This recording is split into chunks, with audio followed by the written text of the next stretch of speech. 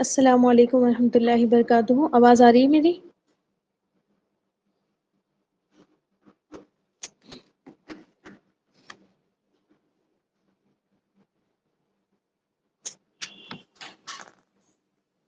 جی الحمد للہ. چلیے کلاس سٹارٹ کرتے ہیں.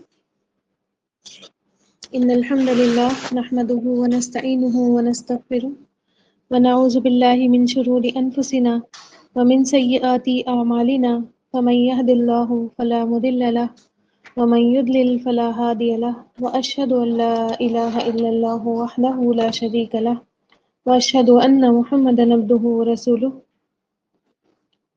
فإن خير الحديث كتاب الله وخير الهدي هدي محمد صلى الله عليه وسلم وشر الأمور محدثاتها وكل محدثة بدعة وكل بدعة ضلالة وكل ضلالة في النار. فأعوذ بالله من الشيطان الرجيم. بسم الله الرحمن الرحيم. رب اشرح لي صدري ويسر لي أمري واحلل عقدة من لساني يفقهوا قولي. اللهم أرنا الحق حقا وارزقنا اللهم أرنا الحق حقا وارزقنا اتباعه وأرنا الباطل باطلا وارزقنا اجتنابه يا رب العالمين. يا ربي لك الحمد كما ينبغي لجلال وجهك وعظيم سلطانك. اللهم ثبتنا عند الموت بلا إله إلا الله. آمين يا رب العالمين.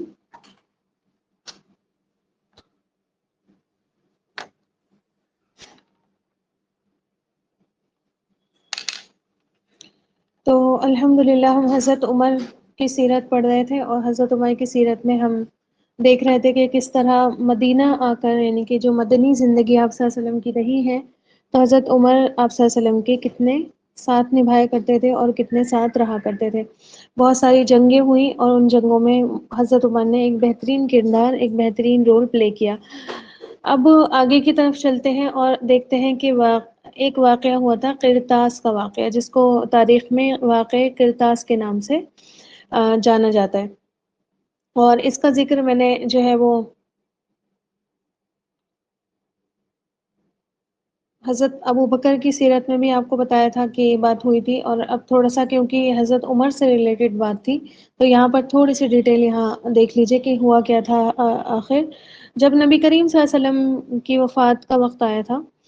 تو آپ صلی اللہ علیہ وسلم نے جو ہے قلم، دوات اور کاغذ لانے کا حکم دیا تھا کہ پین لے کر آؤ، انک لے کر آؤ، اور جو ہے پیپر لے کر آؤ. لیکن آپ حضرت عمر، چونکہ آپ صلی اللہ علیہ وسلم کے بہت زیادہ خیر خواہ تھے، اور بہت آپ صلی اللہ علیہ وسلم کی کیئر کیا کرتے تھے کہ آپ صلی اللہ علیہ وسلم کو کوئی بھی تکلیف نہیں پہنچے.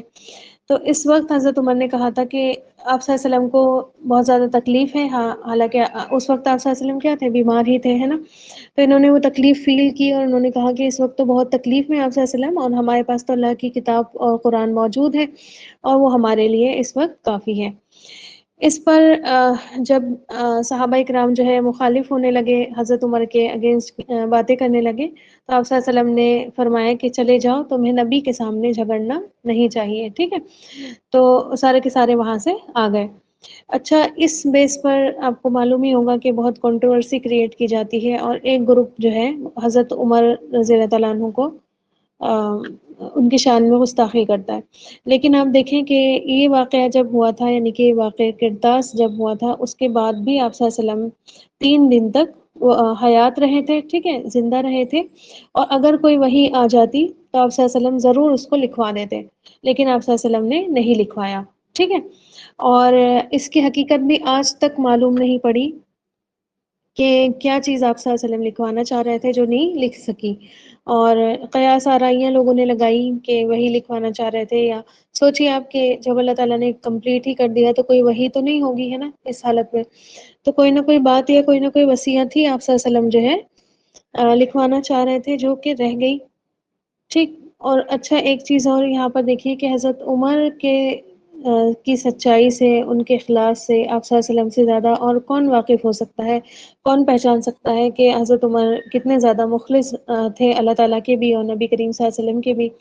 اگر حضرت عمر غلط بات کہتے تو آپ صلی اللہ علیہ وسلم اس کو رد کر دیتے ہیں نا. اور ایسا ہوا بھی ہے کئی موقع پر، حضرت عمر کی رائے کو آپ صلی اللہ علیہ وسلم نے جو ہے وہ ایک طرف کر دیا، حضرت ابو بکر کی رائے پر عمل کیا. ٹھیک ہے. تو اگر ایسا ہوتا تو آپ صلی اللہ علیہ وسلم حکم جو ہے اپنا پورا کرواتے کہ کاغذ اور دوات آتا اور جو ہے لکھا جاتا اس پر، ہے نا، لیکن ایسا کچھ بھی نہیں ہوا۔ اور نہ ہی اس وقت دیکھیں حضرت عمر کو کوئی ایسا اختیار ملا ہوا تھا کہ وہ اپنی رائے کو دوسرے صحابہ اکرام پر مسلط کرتے، ہے نا، کہ انہوں نے کہہ دیا نہیں مت لے کر آؤ کاغذ اور پین تو کوئی لے کر ہی نہیں آتا، ٹھیک ہے، تو ایسا کچھ بھی نہیں تھا۔ خیر آپ دیکھیں جو اس واقعے کے راوی ہیں حضرت عبداللہ ابن عباس، ان کی عمر مشکل سے 13 یا 14 سال کی رہی تھی، اور وہ اس موقع پر موجود تھے بھی نہیں، ٹھیک ہے۔ ہو سکتا ہے کہ کچھ چیزیں ان سے نظر انداز رہی ہوں، اللہ عالم کیا بات تھی، لیکن آپ دیکھیں کہ یہ بھی بات بہت زیادہ مانی جا سکتی ہے کہ حضرت عمر رضی اللہ تعالیٰ عنہ کو اس بات کا یقین ہی نہیں تھا کہ آپ صلی اللہ علیہ وسلم جو ہے تو وفات ہو جائیں گے، کیونکہ آپ صلی اللہ علیہ وسلم کی وفات کے بعد جو ان کی کنڈیشن انشاء اللہ تعالیٰ آگے آ رہی ہے تو ہم پڑھیں گے، تو ظاہر ہے ان کو یقین ہی نہیں تھا کہ آپ صلی اللہ علیہ وسلم چلے جائیں گے دنیا سے، تو اسی وجہ سے انہوں نے اس وقت بیماری کی حالت میں مناسب نہیں سمجھا کہ اس وقت جو ہے آپ صلی اللہ علیہ وسلم کو تکلیف دی جائے، کچھ نہ کچھ لکھوایا جائے، تو اس وجہ سے انہوں نے وہ بات ٹال دی ہوگی کہ بعد میں آپ صلی اللہ علیہ وسلم جب کھڑے ہو جائیں گے اور صحیح ہو جائیں گے، ٹھیک ٹھاک ہو جائیں گے، صحت مند ہو جائیں گے، تو آپ صلی اللہ علیہ وسلم سے یہ بات لکھوا دیں گے، آگے سمجھ میں، ٹھیک ہے۔ تو ان کے اخلاص میں، ان کی سچائی میں کوئی بھی، نہ تو ہمیں کوئی ایسی بات کرنی چاہیے اور نہ ہی کسی اور کو کرنی چاہیے، نہ اس بات کو ماننا چاہیے، ٹھیک۔ اچھا اب دیکھیں کہ ہم حضرت ابوبکر کی سیرت میں پڑھ کر آ چکے ہیں کہ نبی کریم صلی اللہ علیہ وسلم کی جس وقت وفات ہوئی ہے اس وقت حضرت عمر کی کیا کنڈیشن تھی، ٹھیک ہے۔ اور اس سے بھی آپ ظاہر ہے مطلب اس سے بھی آپ جو ہے وہ پتہ لگا سکتے ہیں کہ حضرت عمر آپ صلی اللہ علیہ وسلم سے کس قدر عقیدت رکھتے تھے، کس قدر آپ صلی اللہ علیہ وسلم سے گہری محبت تھی، کہ انہیں یقین ہی نہیں آتا تھا کہ آپ صلی اللہ علیہ وسلم بھی فوت ہو سکتے ہیں، ہے نا۔ تلوار اٹھا کر، ننگی تلوار لے کر مسجد نبوی میں چکر لگا رہے تھے اور لوگوں کو دھمکیاں دے رہے تھے کہ جو شخص یہ کہے گا کہ آپ صلی اللہ علیہ وسلم فوت ہو گئے ہیں میں اس کا سر قلم کر دوں گا، ہے نا۔ پھر اس کے بعد کیا ہوا کہ حضرت ابوبکر نے ان کو روکا لیکن وہ نہیں مانے، اس کے بعد کیا ہوتا ہے کہ حضرت ابوبکر رضی اللہ تعالیٰ عنہ خطبہ دیتے ہیں اور قرآن کی آیتیں جو ہے سن کر ان کو ہوش آتا ہے، پھر ٹھیک ہے، اور پھر ان کو یقین آ جاتا ہے، اور پھر جو ہے اتنی زیادہ اس چیز کو کا صدمہ ان کو پہنچتا ہے اور غم کے مارے کیا ہو جاتے ہیں وہیں کے وہیں بیٹھ جاتے ہیں۔ پھر آپ کو معلوم ہوگا کہ آپ صلی اللہ علیہ وسلم کی وفات کے بعد ہی کیا ہونے لگا تھا، جیسے ہی آپ صلی اللہ علیہ وسلم کی وفات ہوئی ہے تو اس کے بعد فوراً ہی منافقوں نے جو ہے وہ فتنہ کھڑا کر دیا تھا کہ انصار کے لوگ سارے کے سارے سقیفہ بنی سعدہ میں جمع ہو گئے ہیں اور اپنے لیے انصار میں سے ہی ایک خلیفہ اپوائنٹ کر رہے ہیں، ٹھیک ہے۔ تو اس نزاکت کو بھاگتے ہوئے کہ یہ موقع بہت ہی کیا ہے سینسٹیو ہے، انہوں نے اپنے آپ کو سنبھالا حضرت عمر نے، اور حضرت ابو بکر اور حضرت ابو عبیدہ رضی اللہ تعالیٰ عنہ کے ساتھ جو ہے وہاں پر پہنچے اور اپنی باتوں سے ان کو جو ہے وہ نرم کیا ان کے دلوں کو، اور جو ہے ابو بکر رضی اللہ تعالیٰ عنہ کے ہاتھ پر بیعت کی۔ حضرت ابو بکر کا نام حضرت عمر نے ہی لکھا تھا، کہ آپ لوگ جو ہے سجیسٹ کیا تھا کہ حضرت ابو بکر ہمارے پاس ہے جو آپ صلی اللہ علیہ وسلم کے سب سے زیادہ قریبی رہے ہیں، پہلے ایمان والوں میں سے ایمان لانے والوں میں سے رہے ہیں، تو آپ صلی اللہ علیہ وسلم کے قبیلے سے بہت گہرا تعلق بھی ہے ان کا، تو ان پر جو ہے بیعت لے لی جائے، ٹھیک ہے۔ تو حضرت عمر کا ہی سجیشن تھا جس پر عمل کیا سبھی صحابہ نے، اور جو ہے حضرت ابو بکر خلیفہ بنائے گئے تھے۔ اچھا آپ دیکھیں کہ جب حضرت ابو بکر خلیفہ بنائے گئے تو ان کے عہد میں، ٹھیک ہے، حضرت ابو بکر کے عہد میں خلافت کے، آپ کو پتہ ہی ہے کہ ہم پڑھ کر آ چکے ہیں کہ کتنے سارے فتنے اور کتنے سارے مسئلے مسائل آ کر کھڑے ہو گئے تھے، ٹھیک ہے۔ اور ایسے موقع پر جو ہے بہت زیادہ حضرت عمر رضی اللہ تعالیٰ عنہ نے ان کا ساتھ دیا، ہمیشہ ان کے رائٹ ہینڈ بنے رہے، ہمیشہ مخلص رہے ان کے ساتھ، اور اچھے اچھے ان کو مشورے دیتے رہے۔ حضرت ابو بکر نے جو عدالت کا محکمہ بھی ان کو کیا دے دیا تھا، سپرد ان کے کر دیا تھا، پتہ ہے نا، ان کو جسٹس بنا دیا تھا، جج بنا دیا تھا، کیونکہ وہ بہترین طور پر جانتے تھے کہ حضرت عمر کتنے زیادہ انصاف پرست ہیں، کتنے زیادہ بنا جانبداری کرے جو ہے فیصلے کرتے ہیں، بہت اچھی ان کی بصیرت بھی ہے، بہت دور تک دیکھ سکتے ہیں، اور دین پر بھی جو ہے بہت اچھی پکڑ ان کی ہے، دین بھی اچھے سے بہت اچھے سے جانتے ہیں۔ پھر حضرت ابوبکر کے خلافت میں ایک کام انہوں نے اور بہت اچھا کیا تھا، اور ہم وہ کام پڑھ کر آ چکے ہیں، کسی کو یاد آ رہا ہو تو بتائیے۔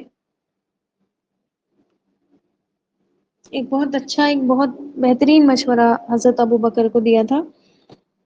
حضرت ابو بکر کی خلافت میں۔ جی، قرآن کو جمع کرنے کا ہے نا، تو انہی کی بدولت، یعنی کہ انہی کے بار بار اصرار کرنے کے بعد اور انہی کی بار بار دلیلیں دے کر جو ہے انہوں نے ان کو تیار کر لیا تھا، قائل کر لیا تھا اس بات کے لیے کہ کیا کریں، قرآن کو جمع کریں۔ اور اس طرح قرآن جو ہے ایک مصحف کی شکل میں آیا، جو حضرت عمر کی ہی بیٹی کے پاس، یعنی کہ حفصہ رضی اللہ تعالیٰ عنہ کے پاس جمع کیا گیا تھا، ٹھیک ہے، رکھا گیا تھا۔ اچھا، اب حضرت ابو بکر کی ہی خلافت میں ہم نے پڑھا تھا کہ اپنے وفات کے وقت انہوں نے ایک بہت بڑا کام کیا تھا، یعنی کہ حضرت عمر رضی اللہ تعالیٰ عنہ کو خلیفہ کے لیے نومینیٹ کیا تھا۔ حالانکہ ایسا کوئی بھی جو ہے وہ دستور ہماری خلافت کے اصولوں میں نہیں ہے کہ خلیفہ جو ہے کسی کو نامزد کر کے جائے گا کہ میرے بعد یہی بیٹھے، لیکن وہاں ہم بہت ڈیٹیل میں پڑھ کر آ چکے ہیں کہ حضرت ابو بکر نے صرف ایک سجیشن دیا تھا کہ حضرت عمر کو بنا دیا جائے، اور سبھی اس پر راضی ہو گئے تھے، اور انہوں نے پھر وصیت نامہ لکھوا دیا تھا۔ اور وصیت نامہ لکھوانے کے باوجود بھی انہوں نے یہ بات لکھی تھی کہ اگر آپ لوگ اس چیز کو نہیں پسند کریں، یعنی کہ حضرت عمر کو میرے بعد جانے کے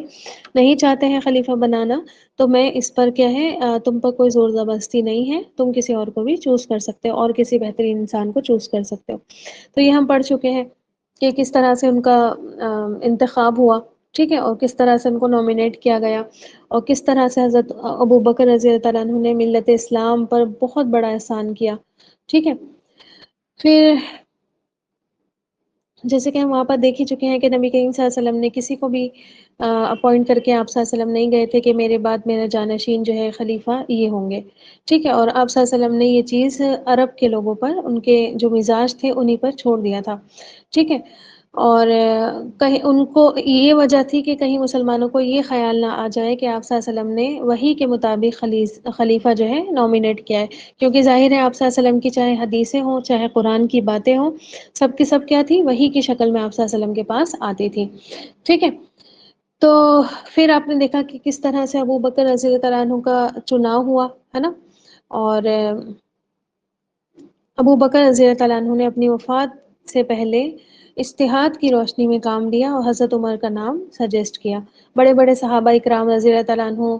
سے مشورہ کیا، جنہوں نے اعتراض کیا ان کو ان کے اعتراض کی دلیل بھی دی، ان کو جواب بھی اس کا دیا، ٹھیک ہے۔ پھر پورے عام لوگوں کو بھی اکٹھا کیا انہوں نے، اور پھر کیا کیا، ان سے بھی رائے لی، اور پھر اس کے بعد جو ہے ایک ڈاکیومنٹیشن ہوا، ایک ڈاکیومنٹ پر لکھوایا گیا، ٹھیک ہے۔ اور یہ بھی بات حقیقت تھی کہ اس وقت حضرت عمر رضی اللہ تعالیٰ عنہ کی پرسنالٹی جو تھی، جس وقت حضرت ابو بکر کی وفات ہو رہی تھی، ان کے علاوہ، حضرت عمر کے علاوہ اس پرسنالٹی پہ کوئی اور میچ نہیں ہو رہا تھا۔ اگلی بات سمجھ میں؟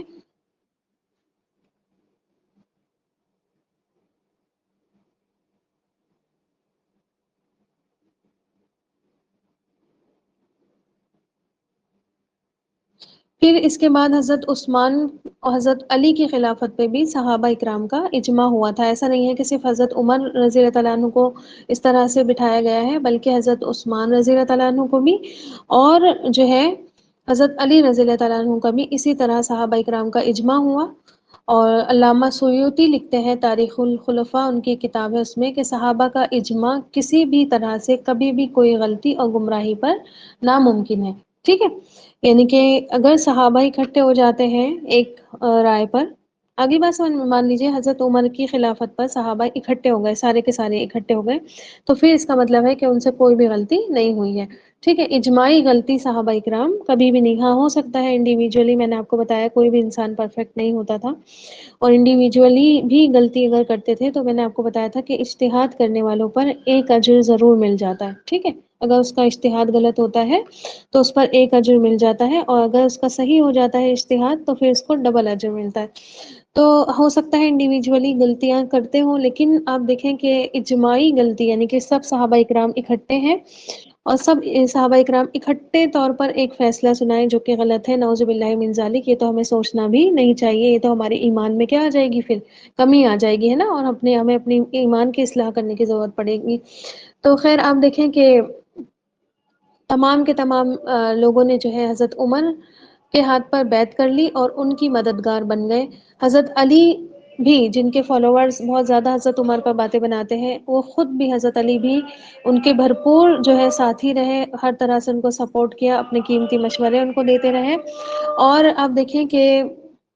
اتنی زیادہ ان کے درمیان محبت بن گئی تھی کہ آپس میں یہ کیا ہو گئے تھے، سسر اور داماد کی حیثیت سے بن گئے تھے، ٹھیک ہے۔ حضرت ایک موقع پر حضرت علی نے حضرت عمر رضی اللہ تعالیٰ عنہ کو قوی الامین کہا، ٹھیک ہے۔ اور آپ کو نا یہ چیز سورہ یوسف کے الفاظ ہیں یہ، اور سورہ یوسف جو حضرت یوسف علیہ السلام تھے، انہوں نے بادشاہ مصر کے سامنے جو ہے سلطنت کے انتظام کو بہت اچھے سے چلانے کی اپنی خدمات پیش کی، اور اپنے بارے میں یہ لفظ انہوں نے کہے تھے کہ میں جو ہوں قوی الامین ہوں۔ تو حضرت علی رضی اللہ تعالیٰ عنہ نے حضرت عمر کو اس چیز کا مصداق ٹھہرایا، اور یہ ایک بہت بڑا آنر تھا حضرت عمر کا حضرت علی کی طرف سے، ٹھیک ہے۔ اچھا، حضرت علی چونکہ آپ صلی اللہ علیہ وسلم کے کیا تھے، بہت زیادہ کلوز تھے، بہت زیادہ کلوز ریلیٹو بھی تھے، بہت زیادہ قریبی رشتہ دار بھی تھے، اور آپ صلی اللہ علیہ وسلم نے ان کی کفالت کی تھی، ٹھیک ہے۔ جیسے آپ صلی اللہ علیہ وسلم کی کفالت حضرت علی رضی اللہ تعالیٰ عنہ کے والد یعنی کہ ابو طالب نے کی تھی، اسی طرح حضرت علی کی کفالت کس نے کی تھی، آپ صلی اللہ علیہ وسلم نے کی تھی، ٹھیک ہے۔ ان کو انہوں نے پالا پوسا تھا۔ پھر حضرت علی آپ صلی اللہ علیہ وسلم کے چچا زاد بھائی تھے، اور ساتھ ہی آپ صلی اللہ علیہ وسلم کے کون تھے، داماد بھی تھے، ہے نا۔ آپ صلی اللہ علیہ وسلم کی چہیتی بیٹی حضرت فاطمہ رضی اللہ تعالیٰ عنہ کے شوہر بھی تھے۔ تو سب سے زیادہ قریب جو رشتہ بنتا تھا، اور خاص طور پر آپ دیکھیں کہ قریش قبیلے کے تھے، ہے نا، قریش قبیلے کے ایسے تعلق رکھتے تھے، یعنی کہ آپ صلی اللہ علیہ وسلم کے قبیلے سے بھی تھے، تو ان کا اور بنو ہاشم کا زیادہ حق تھا خلافت کے لیے، لیکن اس کے باوجود انہوں نے کبھی بھی اپنی خلافت کے حق کے لیے سوال نہیں اٹھایا، بلکہ خوش دلی کے ساتھ حضرت عمر پر بیعت لے لی تھی، ٹھیک ہے۔ اب آ جائیں ان کے دور خلافت پر۔ حضرت عمر رضی اللہ تعالیٰ عنہ کے جو دور خلافت رہا ہے، 24 جمع 24 جمادی الاخر 13 ہجری سے، ٹھیک ہے، 13 ہجری میں حضرت ابو بکر کی وفات ہوئی ہے، یعنی کہ ہجرت کے 13ویں سال وفات ہوئی ہے، تو 24 جمادی الاخر 13 ہجری سے 26 ذی الحجہ 23 ہجری تک کتنے سال ہو گئے؟ کتنے سال ہو گئے؟ 13 ہجری سے 23 ہجری تک کتنے سال ہو گئے؟ 10 ایئرس، ٹھیک ہے، 10 ایئرس ہو گئے، 10 سال ہو گئے، یعنی کہ 10 سال حضرت عمر رضی اللہ تعالیٰ عنہ نے خلافت کی ہے۔ تو آپ کو یاد ہوگا کہ جب حضرت عمر رضی اللہ تعالیٰ عنہ کی خلافت پر سب نے بیعت کر لی تھی، تو آپ صلی اللہ علیہ وسلم کا ایک ممبر تھا، ٹھیک ہے، اور جو اس میں مسجد نبوی میں رکھا ہوا تھا، اس کی 3 اسٹیپس تھی، ٹھیک ہے، جو سیڑھی ہوتی ہے نا اس کی اسٹیپس ہوتی ہیں، اس کی 3 اسٹیپس تھی۔ تو آپ صلی اللہ علیہ وسلم سب سے اوپر والے اسٹیپ پر بیٹھ کر خطبہ دیا کرتے تھے۔ پھر یاد ہوگا آپ صلی اللہ علیہ وسلم کے بعد جب حضرت ابو بکر خلیفہ بنے، اور پہلی بار جب وہ ممبر پر چڑھے، تو وہ پہلے اسٹیپ پر نہیں بیٹھے، یعنی کہ جس پر نبی کریم صلی اللہ علیہ وسلم بیٹھتے تھے اس پر نہیں بیٹھے، بلکہ وہ کس اسٹیپ پر بیٹھے، دوسرے اسٹیپ پر بیٹھے، ہے نا۔ یہ ان کی بہت بڑی عاجزی تھی۔ پھر اسی چیز کو فالو کرتے ہوئے حضرت عمر نے آپ صلی اللہ علیہ وسلم اور حضرت ابو بکر دونوں کا ہی احترام کیا، اور 3rd اسٹیپ یعنی کہ جو سب سے نیچے والا اسٹیپ تھا اس پر وہ جا کر بیٹھے، ٹھیک ہے۔ اور بہترین انہوں نے خطاب کیا، مسجد نبوی میں بہت سارے صحابہ جمع تھے، دوسرے مسلمان بھی جمع تھے، تابعین بھی جمع تھے، یعنی کہ جنہوں نے آپ صلی اللہ علیہ وسلم کو تو نہیں دیکھا، بلکہ صحابہ اکرام کو دیکھا، کچھ تابعین بھی تھے وہاں پر۔ تو بہترین خطبہ انہوں نے مسجد نبوی سے دیا، اور کہنے لگے کہ لوگوں، میں تمہیں میں سے ایک انسان ہوں، ٹھیک ہے، اگر مجھے خلیفہ رسول اللہ کی حکم عدولی گوارا ہو سکتی تو میں یہ ہرگز ذمہ داری قبول نہیں کرتا، یعنی کہ اگر مجھے اتنا بھی شک ہوتا نا، اتنا بھی شک ہوتا کہ میں آپ صلی اللہ علیہ وسلم کی یا اللہ کے حکموں کی پاس نہیں رکھوں گا، ان کے حکم توڑوں گا، تو میں یہ ذمہ داری کبھی بھی قبول نہیں کرتا۔ مجھے معلوم ہے کہ لوگ میری سختی سے ڈرتے ہیں اور میری دوستی سے لرزاں رہتے ہیں، ٹھیک ہے۔ آگے سمجھ میں کہ مطلب لوگ جو ہے وہی سختی سے ڈرتے ہیں، وہی دوستی سے لرزتے رہتے ہیں۔ وہ کہتے ہیں کہ عمر اس وقت بھی ہم پر سختی کرتا رہا جب آپ صلی اللہ علیہ وسلم کا سایہ ہمارے سروں پر تھا، پھر اس وقت بھی ہمارے ساتھ سختی سے پیش آتا رہا جب ہمارے اور اس کے درمیان ابو بکر رضی اللہ تعالیٰ عنہ تھے، لیکن اب کیا ہوگا جب کہ تمام معاملات اسی کے ہاتھ میں چلے گئے ہیں۔ ٹھیک ہے، یعنی کہ آپ صلی اللہ علیہ وسلم کے زمانے میں بھی ہم پر سختی کر رہے تھے، ابو بکر کے زمانے میں بھی سختی پر سختی کرتے رہے، اب تو کوئی ہے ہی نہیں، یہ دونوں بیچ میں ہی نہیں ہے، اب تو یہ خود ہی سارا سے کچھ سنبھالیں گے، تو اب کیا ہوگا؟ یاد ہے آپ کو ایک دو صحابہ اکرام نے یہ بات کہی تھی، ہے نا؟ یاد آ گیا ہوگا، ٹھیک ہے، ابو عبیدہ رضی اللہ تعالیٰ عنہ تھے، اور ایک اور صحابہ اکرام تھے، انہوں نے یہ بات کہی تھی، لیکن آپ صلی اللہ علیہ وسلم نے، وہ حضرت ابو بکر نے انہیں یہ سمجھا دیا تھا بہت اچھے سے کہ دیکھو میں پہلے کیا تھا، میں بہت نرمی برتتا تھا، لیکن اب میں سخت ہو گیا ہوں، مجھے سخت ہونا پڑا ہے۔ تو حضرت عمر کو بھی جب خلافت ملے گی اور اتنا بڑا منصب ملے گا تو وہ بھی کیا ہو جائیں گے؟ نرم ہو جائیں گے، ٹھیک ہے، اپوزٹ ہو جائیں گے۔ تو یہی بات جو ہے وہ حضرت عمر کہتے ہیں کہ آپ میں سے کچھ لوگ جو ہے ایسا مجھے سمجھتے ہیں، جو کوئی بھی ایسی بات کہتا ہے وہ تو ٹھیک ہی کہتا ہے، مطلب نکارا نہیں ان کی باتوں کو، ٹھیک ہے، برا بھی نہیں مانا، بتا دی بیچ مجمع میں، اور جو ہے نہ ان کی بات کو نکارا، نہ جھٹلایا، نہ صفائیاں پیش کی کہ نہیں میں ایسا نہیں ہوں اور میری عادت نہیں ہے، تمہیں لگتا ہوگا ایسا لیکن میں ایسا نہیں ہوں، ٹھیک ہے، کرتے ہیں نا لوگ۔ ٹھیک ہے، اگر کوئی کسی کی برائی نکال دیتا ہے کہ بھئی تمہارے اندر یہ برائی ہے، تو لوگ یہ کہتے ہیں نہیں نہیں نہیں میں بری نہیں ہوں، ٹھیک ہے، ایسا ہوا تھا ویسا ہوا تھا۔ خیر آپ دیکھیں کہ انہوں نے وہ بات کو ڈینائی نہیں کیا، بولے ہاں ٹھیک کہتے ہیں، مجھے آپ صلی اللہ علیہ وسلم کی خدمت میں حاضر رہنے اور آپ صلی اللہ علیہ وسلم کی صحبت کا شرف حاصل تھا، میں آپ صلی اللہ علیہ وسلم کا بہت زیادہ اطاعت گزار اور فرما بردار اور ادنا سا ایک نوکر تھا، اور کوئی نہیں تھا جو نرمی اور رحم دلی میں آپ صلی اللہ علیہ وسلم کو پہنچ سکتا، جیسا کہ اللہ تعالیٰ نے بھی فرمایا ہے کہ اللہ کے نبی صلی اللہ علیہ وسلم مومنوں کے لیے کیا ہے؟ رأفت اور رحمت کا سر چشمہ ہے، یعنی کہ آپ صلی اللہ علیہ وسلم کی طرح نرمی تک تو کوئی بھی نہیں پہنچ سکتا، یعنی کہ کسی انسان کی بھی آپ دیکھیں کہ اتنی مجال نہیں ہے کہ وہ آپ صلی اللہ علیہ وسلم کی نرمی تک پہنچ جائے، جس لیول تک جا کے آپ صلی اللہ علیہ وسلم رحم دلی کر سکتے تھے، رحمت کر سکتے تھے، کسی سے رأفت کر سکتے تھے، اس لیول تک تو بہت مشکل کی بات ہے، ٹھیک ہے۔ اللہ کے نبی صلی اللہ علیہ وسلم کی رسالت میں میری حیثیت ایک ننگی تلوار کی تھی، جب آپ صلی اللہ علیہ وسلم چاہتے مجھے نیام میں رکھ لیتے اور جب چاہتے اور مجھے نیام سے باہر نکال لیتے۔ کتنی بڑی بات ہے نا یہ، کہ میں ان کے لیے تو ایک تلوار کی طرح تھا۔ آپ صلی اللہ علیہ وسلم کی خدمت میں اسی طرح رہا، یہاں تک کہ اللہ نے آپ صلی اللہ علیہ وسلم کو یاد فرما لیا، آپ صلی اللہ علیہ وسلم آخر وقت تک مجھ سے خوش رہے، اس پر میں اللہ تعالیٰ کا بہت زیادہ شکر ادا کرتا ہوں، اور اس سعادت پر مجھے بہت زیادہ فخر بھی ہے، ٹھیک ہے۔ تو آپ دیکھیں کہ بہت اچھی سی انہوں نے بات کہی کہ اگر کسی کو مجھ سے اختلاف ہے تو وہ یہ سمجھ لے کہ جو نرمی آپ صلی اللہ علیہ وسلم برت سکتے ہیں کسی کے ساتھ، وہ انسان تو اور انسان عام انسان تو نہیں برت سکتے ہیں نا، اور ہم بھی نہیں برت سکتے وہ نرمی۔ ہاں یہ بات ہے کہ آپ صلی اللہ علیہ وسلم نے ہمیشہ کیا کیا؟ مجھے اپنے قریب رکھا، ہے نا، اور مجھے ہمیشہ ایک تلوار کی طرح، جیسے ایک تلوار ہوتی ہے انسان اپنے ساتھ ساتھ رکھتا ہے اس کو، ہے نا، تلوار کو کیا کرتا ہے؟ ساتھ ساتھ رکھتا ہے، کبھی کور کے اندر رکھتا ہے، کبھی اس کور کے جو تلوار کا کیس ہوتا ہے اس سے باہر نکال کر رکھتا ہے نا، ہر جگہ جہاں جاتا ہے لے جاتا ہے اس کو، ٹھیک ہے، اسی طرح میں آپ صلی اللہ علیہ وسلم کا ایک ادنا سا نوکر تھا، ٹھیک، اور جو ہے وہ لیکن ہاں بات یہ ہے کہ آپ صلی اللہ علیہ وسلم مجھ سے ہمیشہ خوش رہے ہیں، اپنی وفات تک راضی رہے ہیں، اور اس پر میں اللہ کا شکر گزار ہوں کہ مجھے اللہ تعالیٰ نے اتنا بڑا شرف بخشا ہے۔ اچھا اس کے بعد جو ہے کیا ہوا کہ مسلمانوں کی جو امامت تھی اس کا کام ابو بکر کے سپرد کر دیا گیا، جن کے تحمل، جن کی برداشت، جن کی کرم اور نرمی سے انکار نہیں کیا جا سکتا۔ تو جس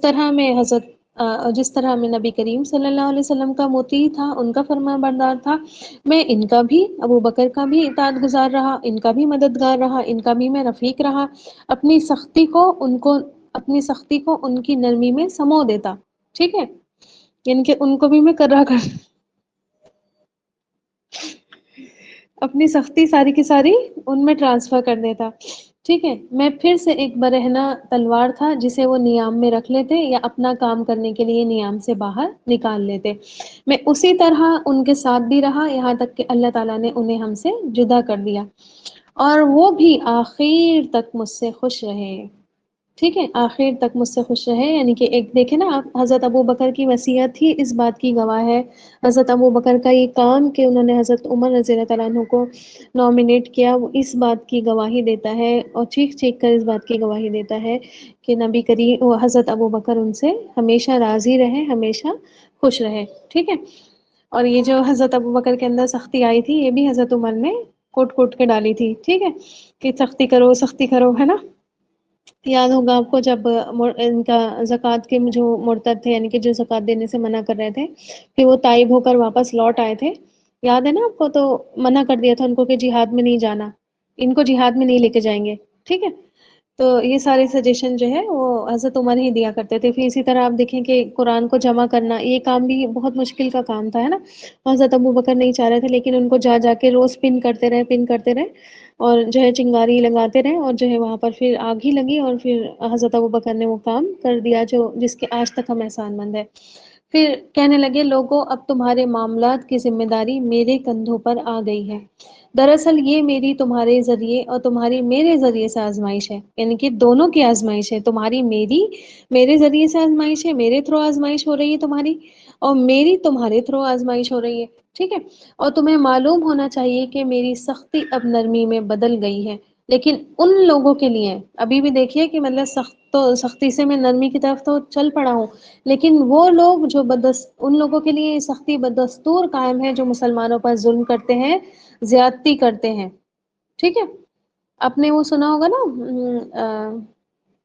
اقبال کا شعر ہے، وہ مومن کی شان میں لکھتے ہیں نا کہ مومن کیسا ہوتا ہے، بھول گئی، لیجیے، یاد تھا مجھے وہ شعر،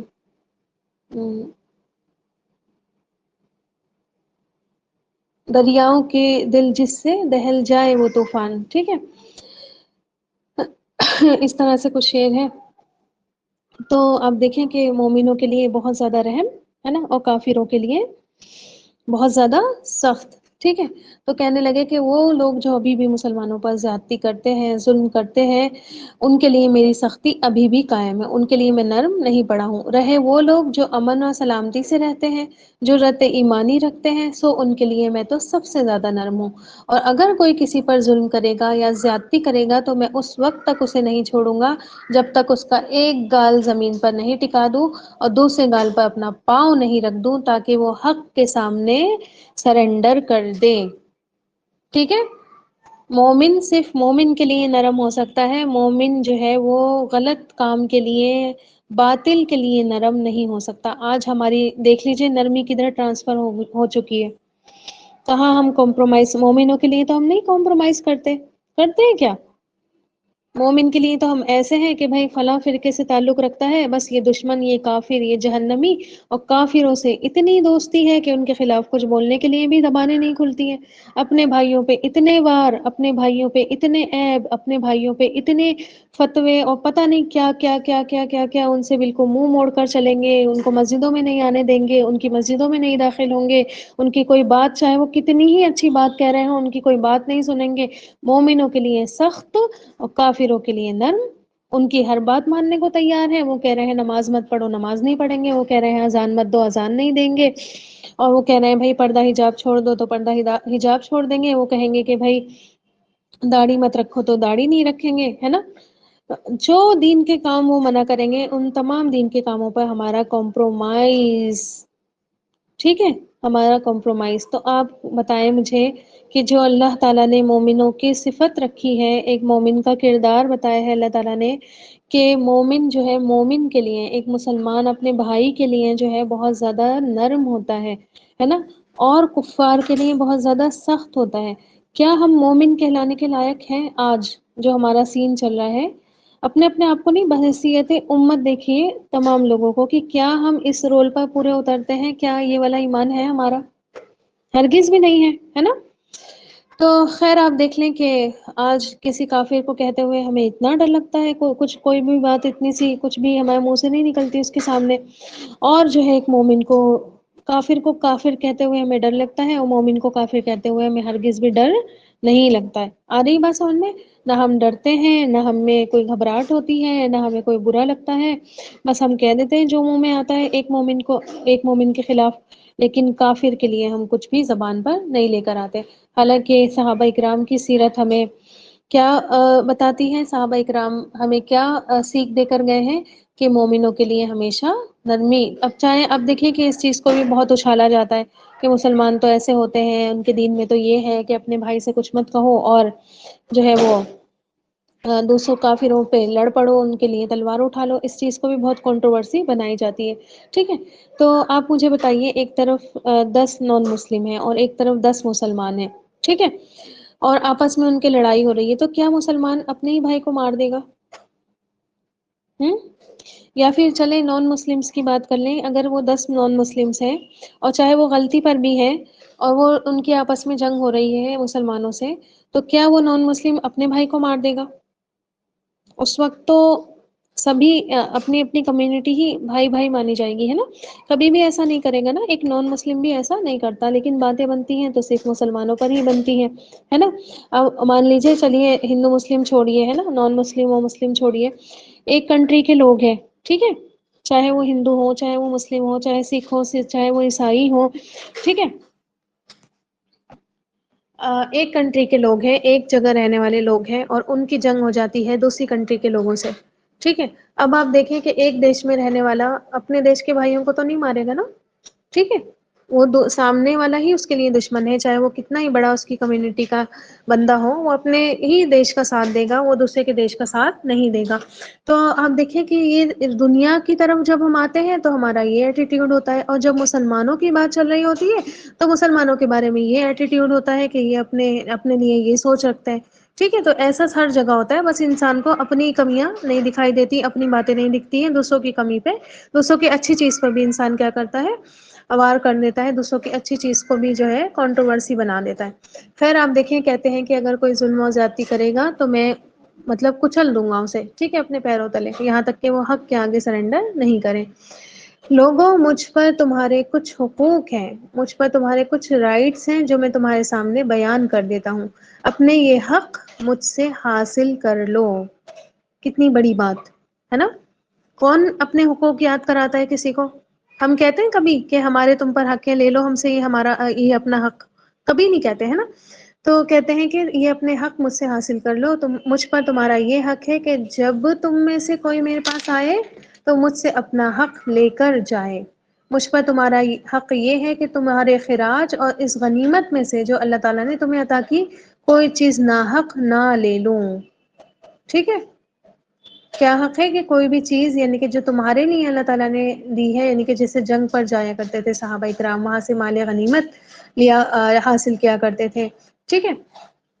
تو کس کا پھر کس کے پاس آتا تھا سارا مال غنیمت؟ آپ صلی اللہ علیہ وسلم کے پاس. پھر ابو بکر رضی اللہ تعالیٰ عنہ خلیفہ بنے تو ابو بکر کے پاس. اب بنے ہیں خلیفہ حضرت عمر، تو حضرت عمر کا کیا حق تھا کہ ان کو لوٹا دے. تو کہتے ہیں کہ تمہارا حق یہ ہے کہ میں تمہارے سارے غنیمت میں سے جو تمہیں اللہ تعالیٰ عطا کرے کوئی بھی چیز ناحق نہیں لوں.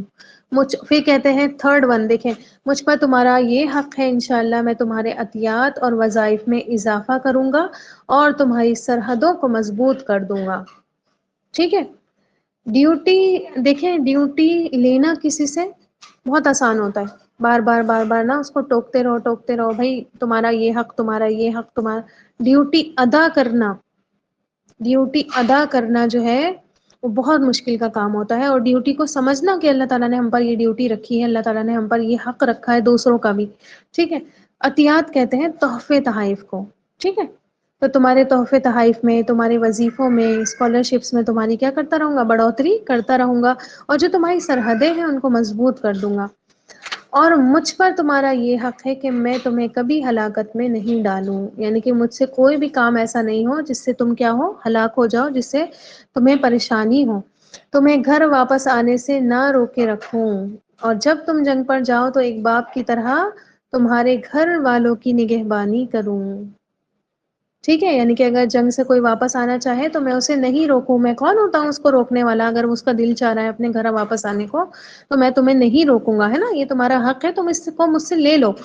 اور جب تم جنگ پر جاؤ تو جنگ پر اب جب دیکھیں کوئی اپنا گھر بار جنگ پر چھوڑ کر جاتا ہے تو اس کے پیچھے کون اس کے گھر بار والوں، گھر بیوی بچوں کو دیکھے گا؟ ہے نا، کوئی نہیں ہے، تو پھر خلیفہ کی ذمہ داری بنتی ہے کہ جنگ پر گئے ہوئے جہادیوں کے جو گھر ہے ان کو اپنا گھر سمجھے، ان کے بچوں کی اپنے ایک باپ بن کر پرورش کرے اور ان کی نگہبانی کرے۔ آگئی بات سمجھ میں؟ تو یہ کتنی بڑی بات ہے کہ اپنی ڈیوٹی دیکھیں نا، کہ ابھی تک کیا تھے، گھوم رہے تھے پھر رہے تھے، کبھی کسی سے کچھ کبھی کسی سے کچھ، لیکن جیسے ہی ان کو اللہ تعالیٰ نے ایک ذمہ داری سونپی ہے، اب کسی نے سکھایا ان کو آ کر کہ میرے حق یہ ہے؟ اللہ تعالیٰ نے وہی نازل کر دی کہ عمر تمہارے حق یہ ہے اور تمہیں یہ ادا کرنے ہیں۔ نہیں بھی بتاتے تو کام چل جاتا، ہے نا، پتہ بھی نہیں چلتا لوگوں کو کہ کیا حق ہے ان کے ہمارے اوپر، اور بھائی دو مت دو، کسی کو کیا پڑی ہے، ٹھیک ہے، کوئی جہاد پر گیا ہے اپنی مرضی سے گیا ہے، ہمیں کیا اس کے گھر والوں کا، اپنے آپ انتظام کروا کر جائے، ٹھیک ہے۔ کوئی مال غنیمت آیا ہے، ہمارا سب سے پہلا حق ہونا چاہیے مال غنیمت پر، باقیوں کو ملے یا نہیں ملے، ٹھیک ہے، ہمیں کیا، کسی کو کوئی غریب ہے، کوئی جو ہے وہ ضرورت مند ہے، ہمیں کیا، ہوتا رہے ضرورت مند، کمائے کھائے اپنا اپنا، ٹھیک ہے، میں ہٹا کٹا ہے، کما کر کیوں نہیں کھاتا، کوئی کام کیوں نہیں کر لیتا، ہمیں کیا ضرورت اس کی اسکالرشپ دینے کی اور اس کو وظیفے اور تحفے تحائف دینے کی، مجھے کیا پڑی ہے کسی باؤنڈریز کو، اسلامی حکومت کی باؤنڈریز کو مضبوط کروں، کرتا رہے کوئی حملے، نپٹ لیا جائے گا جنگ کریں گے تو، ٹھیک ہے۔ تو لیکن آپ دیکھیں کہ ظاہر ہے اللہ تعالیٰ جب بڑے بڑے مقام دیتا ہے، میں یہ بات آپ کو بار بار بار بار سمجھاتی رہتی ہوں کہ جب اللہ تعالیٰ کوئی مقام آپ کو دیتا ہے تو اس کے ساتھ آپ کو ذمہ داری چپکا کر دیتا ہے، ٹھیک ہے۔ ایسا نہیں ہے کہ آپ کو کوئی کرسی مل جائے گی، مان لیجیے کوئی پرائم منسٹر بن جائے گا یا کوئی پریسیڈنٹ بن جائے گا یا پھر کوئی، ویسے بھی آپ دیکھ لیں ایک چھوٹا سا ٹیچر ہی بن جائے گا تو اس لیے ٹیچر بنا ہے کہ وہ جائے اور کرسی پر خالی بیٹھے اور بیٹھ کر آ جائے، یا پھر کوئی پرنسپل کی چیئر پر بیٹھا ہے تو کیا اس کو اس لیے پرنسپل بنایا گیا ہے کہ وہ جائے، اے سی آن کرے، آرام سے ڈیسک پر سر رکھے اور سو جائے اور چھٹی کے ٹائم اٹھ کر آ جائے؟ ہوں اگر کوئی ماں ماں بنی ہے تو کیا صرف اس لیے بنی ہے کہ بس یہ کہلواتی رہے کہ ماں کے قدموں کے نیچے جنت ہے، واہ بڑا مزہ آیا؟ ہوں یا پھر کوئی ہر طرح سے دیکھ لیجئے، دنیاوی اس لیے اگزامپل دے رہی ہوں کہ ہر جگہ آپ کو ایسے ہی دیکھنے کو ملے گا کہ جب بھی کوئی ذمہ داری انسان کے اوپر آئی ہے، ساتھ میں جب بھی کوئی بڑی پوسٹ انسان کو ملی ہے یا کوئی بڑا رتبہ انسان کو ملا ہے، تو اس کے ساتھ ساتھ اس نے کیا ہے، اس کے ساتھ اس کے اوپر بڑی بڑی ذمہ داریاں بھی اپنے آپ لاگو ہو جاتی ہیں، ٹھیک ہے۔ تو یہ ذمہ داریوں کو سمجھنے والے بننا چاہیے انسان کو، جو بخوبی حضرت صحابہ اکرام ہمارے نبھایا کرتے تھے۔ کہتے اللہ کے بندو اللہ سے ڈرو، مجھ سے درگزر کر کے میرا ہاتھ بٹاؤ، یعنی کہ مجھ سے مت ڈرو، کس سے ڈرو؟ اللہ تعالیٰ سے ڈرو، ہے نا، ظاہر ہے جو اللہ سے ڈرے گا پھر وہ سیدھا ہی سیدھا چلے گا، ٹھیک ہے۔ اللہ کا ڈر یعنی کہ اللہ تعالیٰ کا جو تقویٰ ہوتا ہے وہی تو ساری نیکیوں کی جڑ ہوتا ہے، کہ انسان نیکیاں کرتا ہے، گناہوں سے بچتا ہے، ٹھیک ہے، تقویٰ کہتے ہی اسے ہے۔ تو اللہ سے ڈرو اور مجھ سے درگزر کر کے، یعنی کہ اگر میں کوئی غلطی کر لوں، یہ بھی دیکھیں کتنی اچھی بات ہے نا، انسان سمجھائے کسی کو تو اس طرح سے سمجھائے کہ دیکھو مجھ سے بھی غلطیاں ہوں گی، میرے اندر بھی بہت ساری کمیاں ہوں گی، ہے نا، اور مجھے جو ہے اگنور کر دینا میری کمیوں کو، ٹھیک ہے، اور میرا ہاتھ بٹانا، میری سپورٹ کرنا، نیکی کے حکموں کی تعمیل کرانے میں اور برائی سے روکنے میں میری مدد کرو، اور تمہاری جو خدمت اللہ تعالیٰ نے میرے حوالے کی ہے ان کے متعلق مجھے نصیحت کرو۔ آج کوئی حکمران اس طرح سے کہتے ہیں؟ جیل میں اٹھا کر بند کر دیتے ہیں اگر کوئی کہے گا نا کہ یہ ہمارے حق آپ پر نافذ ہوتے ہیں، یہ ہمیں حق ہمارے ادا کریے، دیجیے ہمیں سب کچھ، آپ کہہ تو لیں کسی۔ اور نان مسلمز کی بات نہیں کر رہی ہوں یہاں، میں مسلمان حکمرانوں کی بات کر رہی ہوں، جا کر بتا تو دیں ان کے رائٹس ان کے اوپر، کہ آپ کے اوپر یہ رائٹس بنتے ہیں as a Muslim, as a مسلمان امت، آپ کے اوپر یہ رائٹ بنتے ہیں، کہہ تو دیں آپ جا کر۔ جیل میں بند ہیں ہزاروں علماء، ہزاروں اسکالرز آج جیل میں بند ہیں، صرف اور صرف اس وجہ سے کہ انہوں نے اپنے حکمران کو ٹوک دیا، اپنے حکمرانوں کو نصیحت کر دی۔ اور کہاں حضرت عمر خود کہتے ہیں کہ اگر میرے کوئی ذمہ داری میں نہیں نبھا پا رہا ہوں جو اللہ تعالیٰ نے میرے حوالے تمہاری وجہ سے کی ہے، آ کر مجھے نصیحت کر دو، میں تم سے یہ بات کہہ رہا ہوں اور اپنے اور تمہارے لیے اللہ تعالیٰ سے مغفرت طلب کر رہا ہوں، اللہ تعالیٰ ان کی اس مغفرت کی دعا میں ہمیں بھی شریک کر لے، ہمیں بھی شامل کر لے، آمین یا رب العالمین۔ تو کتنے جامع، کتنی بلیغ، کتنے بہترین الفاظ ان کے خطبے کے، اور اتنے ہی بہترین ان کے معنی، ہے نا۔ اور حضرت عمر کا یہ خطبہ ہر حکمران کو ایک بار ضرور پڑھنا چاہیے، حضرت عمر کا بھی خطبہ اور حضرت ابو بکر کا بھی خطبہ، ان شاء اللہ تعالیٰ دیکھیں گی آگے حضرت علی وغیرہ نے بھی خطبہ دیا ہے، تو وہاں پر بھی آپ دیکھیں گی کہ کتنا بہترین خطبہ رہا ہے۔ تو یہ خلفائے راشدین جو تھے ہمارے، ان کے خطبے جو ہے گولڈن ورڈز میں لکھوانے کے لائق ہے نا۔ حضرت ابو بکر نے خلیفہ بننے پر جو اپنا خطبہ دیا تھا، اور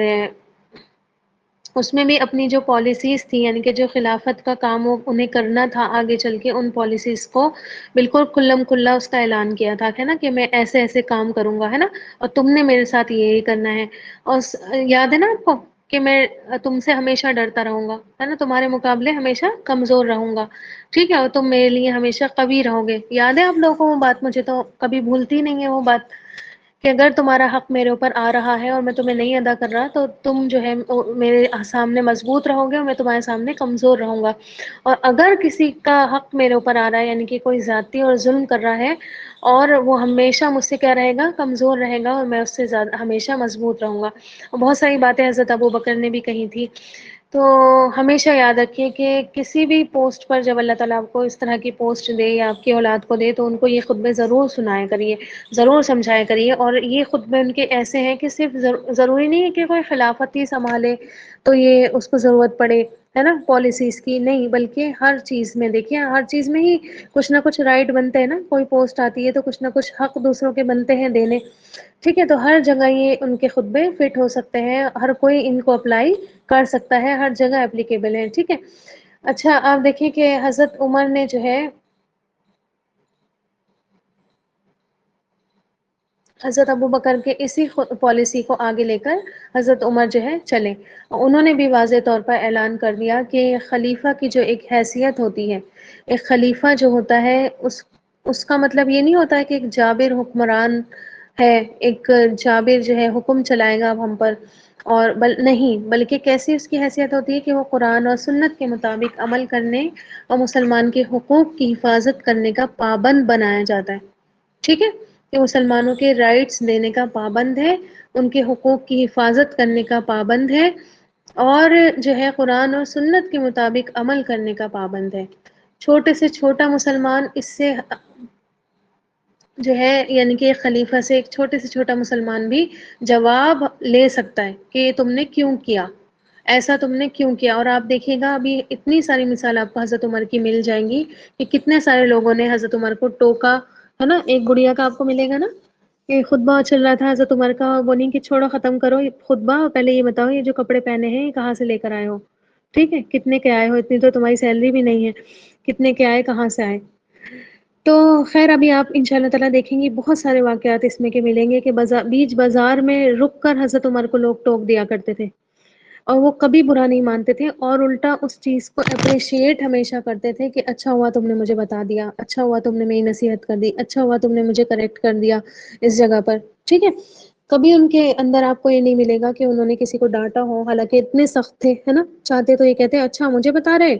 مجھے بتاؤ گے، مجھے سمجھاؤ گے، تم سے زیادہ میں جانتا ہوں قرآن، تم سے زیادہ میں جانتا ہوں سنت، ہے نا، یہ دلیل وہ دلیل، یہ ریفرنس وہ ریفرنس، اس طرح سے انسان کو بھگائی دے کہ جاؤ یہاں سے، ٹھیک ہے، نکلو، آئے بڑے بتانے والے خلیفہ کو۔ لیکن اس کے باوجود آپ دیکھیں کہ ہر چیز کی پاور ان کو حاصل تھی، اور اس کے باوجود کس قدر، یہی ایک خلیفہ کی جو ہے کیریکٹر ہوتا ہے، جب خلیفہ کوئی بنتا ہے اسلامی حکومت کا تو اس کا کیریکٹر یہی ہونا چاہیے، ٹھیک ہے۔ اچھا آپ دیکھیں کہ جب یہ خطبہ لوگوں نے سنا تو ظاہر ہے ان کے دلوں میں بہت سارے شک تھے، بہت سارے حضرت عمر کو لے کے ڈاؤٹس تھے، حضرت عمر کو لے کے بہت لوگ ڈرے ہوئے تھے، ہے نا، وہ سارے کے سارا ان کا ڈر، وہ سارے شک، وہ شبہات تمام لوگوں کے دور ہو گئے جو حضرت عمر رضی اللہ تعالیٰ عنہ کی سختی کی وجہ سے، ان کی سخت طبیعت کی وجہ سے ڈرے ہوئے تھے، ہے نا۔ حضرت عمر نے لوگوں کو نہ صرف اپنے حقوق کا مطالبہ کرنا سکھایا، حق لینا سکھایا، ہے نا، یہی تو ہوتا ہے نا کہ تمہارے حق مجھ پر ہیں، حاصل کر لو، ٹھیک ہے۔ تو نہ تو صرف حق لینا نہیں سکھایا، بلکہ ان کی حوصلہ افزائی بھی کی اور خود ان کے حقوق کو تسلیم بھی کیا، ٹھیک ہے۔ آج کل کے حکمرانوں کی طرح نہیں کہ بس کیا ہے، جمہوریت پسند پولیٹیشین صرف ان کو جو ہے وعدے کرنے آتے ہیں جھوٹے سچے، ٹھیک ہے، اور خواب دکھائے جاتے ہیں، دکھاتے ہیں نا اسپیچز، سن لیجیے آپ، ہم یہ کریں گے، ہم وہ کریں گے، ہم ایسا کریں گے، ہم ویسا کریں گے، کرتے کچھ نہیں ہے بعد میں۔ کوئی اپنے وعدوں پر پورا اترتا ہے؟ ہوں آ رہی بات سمجھ میں؟ کوئی بھی اپنے وعدوں پر پورا نہیں اترتا ہے، وعدے اتنے سارے کر کے جاتے ہیں، سپنے دکھاتے ہیں خرگوش والے، ہے نا، خواب خرگوش دکھاتے ہیں، اور لیکن تنخواہ دیتے ہیں پھر بعد میں، اور کوئی بھی پورا نہیں کرتا ہے۔ لیکن آپ دیکھیں کہ حضرت عمر کی بات میں اور ان کے کاموں میں آگے آپ دیکھیں گی کہ کوئی بھی اس قسم کی بات نہیں تھی کہ انہوں نے لوگوں سے اس وقت جوش و خروش میں آ کر کہہ دیا کہ بھائی یہ حق ہے، یہ کریں گے ہم تمہارے ساتھ، ہے نا، اور یہ جو ہے ہماری پالیسیز ہیں، ان کو ان کے اوپر ہم پورا اتریں گے، اور بعد میں جب وہ خلیفہ بن گئے، اپنے انڈر سب کچھ انہوں نے لے لیا، تو یہ جا وہ جا، ہے نا، اب دکھائی بھی نہیں دے رہے ہیں لوگوں کو کہ گئے کہاں ہے، اتنی سیکیورٹی کے ساتھ چل رہے ہیں کہ ان کے پاس جانا ہی مشکل پڑ رہا ہے نا، ان سے ملنا ہی مشکل پڑ رہا ہے۔ وہی جو الیکشن کے ٹائم بیچ مجمع میں چلا کرتے تھے، آج ان کے اتے ہی پتے نہیں ہے کہ وہ کہاں ہے، ٹھیک ہے، تو ایسا کوئی بھی سین نہیں ہے۔ ولیم میور اور محمد حسین ہیکل، ٹھیک ہے، انہوں نے جو ہے ایک خطبہ اور نقل کیا ہے، اور اس میں یہ الفاظ ملتے ہیں جو اسی دن فجر کی نماز کے بعد کہے گئے تھے، جس دن ظہر کی نماز سے پہلے یہ خطبہ حضرت ابھی جو ہم نے پڑھا ہے نا خطبہ، یہ ظہر کی نماز سے پہلے دیا تھا انہوں نے، ٹھیک ہے، اور اسی دن فجر کی نماز سے پہلے بھی خطبہ انہوں نے دیا تھا، جو اس طرح ہے کہ عرب کی، جیسے میں آپ کو یہ بات پہلے ہی بتا چکی ہوں، ٹھیک ہے، کہ عرب کی مثال ایک نکیل پڑے ہوئے اونٹ کی طرح ہے، جو اپنے ساربان کے پیچھے پیچھے چلتا ہے۔ اب یہ ساربان کا کام ہے کہ وہ اسے کس طرف لے جاتا ہے۔ اللہ رب کعبہ کی قسم، میں انہیں سیدھے راستے پر لا کر چھوڑوں گا، ٹھیک ہے، تو یہ خطبہ بھی کوٹ کرتے ہیں کہ اسی دن انہوں نے فجر کی نماز کے بعد یہ خطبہ دیا تھا کہ عرب کے لوگ جو ہے ایک نکیل پڑے ہوئے اونٹ کی طرح ہے، اور جہاں ان کا رکھوالا جو اونٹ کا ہوتا ہے، وہاں جو جہاں جہاں لے جاتا ہے وہیں پر وہ چل پڑتے ہیں، اور میں بھی انہیں سیدھے راستے پر لا کر ہی چھوڑوں گا، ٹھیک ہے۔ اچھا یہ بات بھی آپ دیکھیں کہ جو مرتدین تھے حضرت ابو بکر کے زمانے کے، جی یہ حضرت عمر نے کہا تھا، یاد ہے نا آپ کو، حضرت ابو بکر کے بعد ایک دم سے فتنے اٹھے تھے تین، مرتدین کا، منکرین زکوٰۃ کا، اور جو ہے جھوٹی نبوت کے دعوے دار کا۔ تو اب ہو سکتا تھا کہ دوبارہ سے جب وہ دیکھیں کہ بھائی چلے گئے ابو بکر، وہ ساری پالیسیز بنا کر گئے تھے، انہوں نے سارے فتنوں کا سر کچلا تھا، اب تو ہم پھر سے اٹھ کر کھڑے ہو جاتے ہیں، ٹھیک ہے، تو یہ بات انہوں نے جو کہی تھی، یعنی کہ میں ان کو سیدھے راستے پر لا کر چھوڑوں گا، یہ انہوں نے اللہ نعوذ باللہ من ذالک صحابہ اکرام کے لیے تو نہیں کہی ہوگی، ہے نا، ظاہر ہے تمام صحابہ اکرام سیدھی راہ پر ہی تھے، یہ بات انہوں نے اسی فتنوں کو دیکھتے ہوئے ذہن میں رکھتے ہوئے کہی تھی، اور ان کے ایک عزم کا اظہار تھا، ان کے ایک حوصلے کا اظہار تھا کہ آئندہ کوئی بھی اس طرح کی شرارت کرنے سے باز رہے، ٹھیک ہے، چھوڑوں گا نہیں میں اس کو۔ اگر کسی نے بھی یہ سوچا کہ اب وہ چلے گئے ہیں دنیا سے اور ہم دوبارہ سے ایسا کچھ کرتے ہیں، تو پھر وہ ذہن میں یاد رکھے کہ جو ہے وہ ایک نکیل پڑے ہوئے اونٹ ہے، اور میں جو ان کا اب رکھوالا ہوں، اور میں ان کو سیدھے ہی راستے پر لا کر چھوڑوں گا، دم لوں گا، ٹھیک ہے، تو یہاں تک امید ہے کہ اچھے سے سمجھ میں آ گیا ہوگا کہ حضرت عمر رضی اللہ تعالیٰ عنہ جو ہے وہ کس طرح سے انہوں نے خلافت کی باغ دوڑ سنبھالی، اور پہلا ہی دن ان کا کتنا بہترین رہا، ٹھیک ہے، پہلے ہی دن، پہلی ہی اسپیچ ان کی، اور جس نے کیا کیا، تمام لوگوں کے ذہن سے جو ہے یہ چیزیں باہر نکال کر پھینک دی کہ حضرت عمر ان پر کوئی سختی کریں گے بلا وجہ ہی، ٹھیک ہے، اوکے ویٹ، ہاں، لیکن جو ظلم و زیادتی کرے گا مسلمانوں کے ساتھ، جو ان کو پریشان رکھے گا، جو ان کو جو ہے وہ ستائے گا، ہے نا، اور کوئی نہ کوئی فتنہ اٹھانے کی کوشش کرے گا، تو اس کے ساتھ پھر یہی ہوگا، ٹھیک ہے، کہ اس کے ساتھ پھر سختی ہی بڑھتی جائے گی۔ اچھا وہ آگے بڑھنے سے پہلے، کیونکہ اب ایک نئی بات شروع ہوگی، اور ہم دیکھیں گے کہ حضرت عمر رضی اللہ تعالیٰ عنہ کی جو دور تھا، اور ان کی جو خلافت تھی اس میں جیسے کہ ابھی ہم حضرت ابو بکر کے ٹائم کا پڑھ رہے تھے کہ بہت ساری چیزیں شروع ہوئی تھی ہے نا، عراق اور ایران کی فتح شروع ہو گئی تھی. پھر عراق تو پورا فتح ہی ہو گیا تھا حضرت خالد بن ولید رضی اللہ تعالیٰ عنہ کی قیادت میں.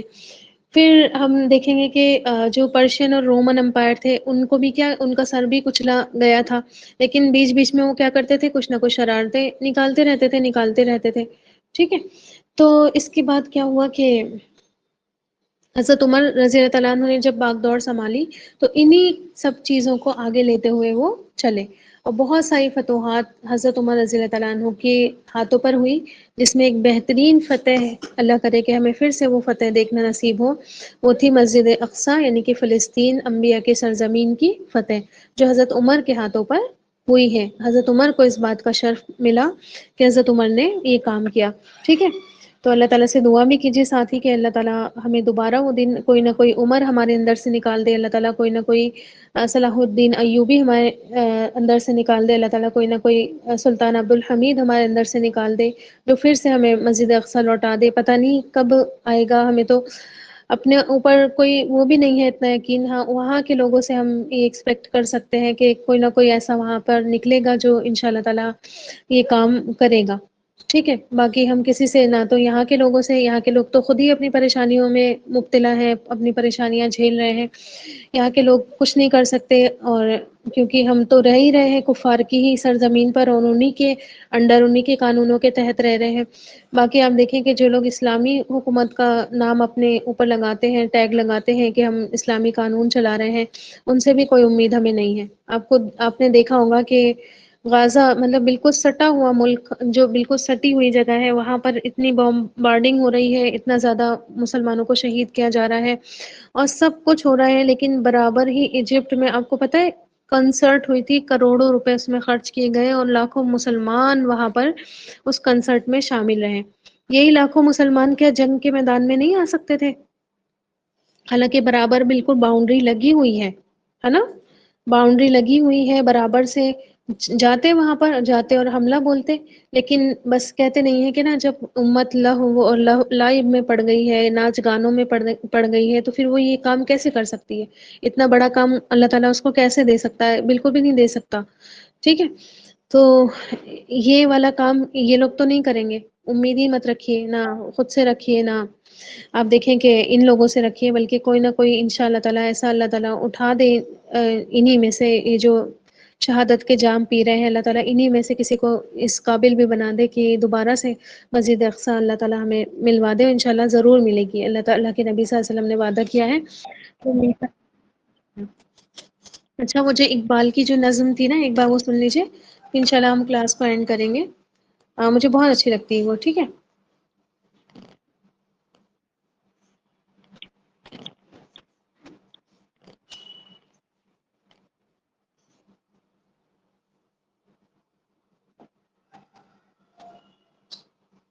جو شعر میں آپ کو بتا رہی تھی وہ یہ، جس سے جگر لالہ میں ٹھنڈک ہو وہ شبنم.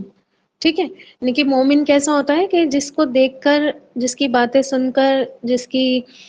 جو ہے وہ صحبت پا کر، جس کا ساتھ لے کر جب انسان چلتا ہے تو اس کے دلوں میں ٹھنڈک ہو جاتی ہے نا. اور دریاؤں کے دل جس سے دہل جائے وہ طوفان. ٹھیک ہے، اور دریا کی طرف آتا ہے تو دریا کے دل بھی دہل جاتے ہیں. ٹھیک ہے، ایسا طوفان مچا کر رکھ دیتا ہے. ٹھیک، پھر آپ دیکھیں کہ ایک شعر کہتے ہیں کہ مومن کے بارے میں، قہاری و غفاری و قدوسی و جبروت، یہ چار عناصر ہوں تو بنتا ہے مسلمان. ٹھیک ہے، مسلمان کیسا ہوتا ہے؟ بٹ ٹوپی ڈال کے اور نیچے منہ کر کے اور ایسی کندھے ڈھلکا کے چلنے والا نہیں ہوتا ہے نا. قہاری ہوتا ہے، غفاری ہوتا ہے، قدوسی ہوتا ہے، جبروت ہوتا ہے. ٹھیک ہے، اور یہ چاروں جب اکٹھے مل جاتی ہیں ہے نا، تو پھر کیا بنتا ہے؟ ایک مسلمان بن جاتا ہے. ٹھیک ہے، پھر آپ دیکھیں کہ قدرت کے مقاصد کا عیار اس کے ارادے، دنیا میں بھی میزان، قیامت میں بھی میزان. دنیا میں بھی انصاف سے چلتا ہے، اور قیامت میں بھی پھر کیا ہوگا، اس کے ساتھ انصاف کیا جائے گا۔ دنیا میں بھی اپنے آپ کو کس میں تولتا رہتا ہے؟ اللہ کی شریعت کے جو ہے وہ پلڑے میں رکھ کر تولتا رہتا ہے، اور تول کر اب دیکھیں ان تمام شعروں پہ نا حضرت عمر بالکل فٹ بیٹھتے ہیں، اس لیے آپ کو یہ شعر بتا رہی ہوں، ٹھیک ہے؟ تو آپ دیکھیں کہ دنیا میں بھی اپنے آپ کو ترازو میں تولتا رہتا ہے اللہ کی اور اس کے رسول کی، اور قیامت میں بھی پھر اس کے اعمال کو کیا کرا جائے گا؟ بہت بہترین طریقے سے تولا جائے گا، ٹھیک ہے؟ پھر آپ دیکھیں کہ ایک شعر اور اس کا بہت اچھا ہے، یہ راز کسی کو نہیں معلوم کہ مومن قاری نظر آتا ہے، حقیقت میں ہے قرآن، ٹھیک ہے؟ قرآن پڑھتا ہوا نظر آتا ہے لیکن حقیقت میں وہ کیا ہے؟ پورے قرآن کا آئینہ ہے۔ آگئی بات سمجھ میں؟ پورے قرآن کا آئینہ ہے، نظر آتا ہے قاری کے قرآن پڑھ رہا ہے لیکن قرآن اس کی زندگی میں سمایا ہوتا ہے، وہ قرآن پر چلنے والا ہوتا ہے۔ اللہ کرے کہ اس شعر کے ایک ایک حرف پر ہم سچے اترے، اللہ تعالیٰ اسی طرح سچا اور پکا مومن بنا دے ہمیں۔ اللہ تعالیٰ ہمیں صحابہ اکرام رضی اللہ تعالیٰ عنہم اجمعین کی سیرت کو سمجھنے والا اور اس پہ عمل کرنے والا بنا دے۔ اللہ تعالیٰ ہمیں بھی کوئی ایسا خلیفہ عطا فرما دے، اللہ تعالیٰ کوئی ایسا لیڈر ہمیں عطا فرما دے جو ہماری امت مسلمہ کو ایک اونٹ کی نکیل سنبھال کر جو ہے سیدھے راستے پر لے جائے، آمین یا رب العالمین۔ اقول قولی ھذا استغفر اللہ لی ولکم ولسائر المؤمنین فاستغفروہ انہ ھو الغفور الرحیم۔ سبحان ربک رب العزۃ عما یصفون وسلام علی المرسلین والحمد للہ رب العالمین۔ سبحان اللہ وبحمدہ،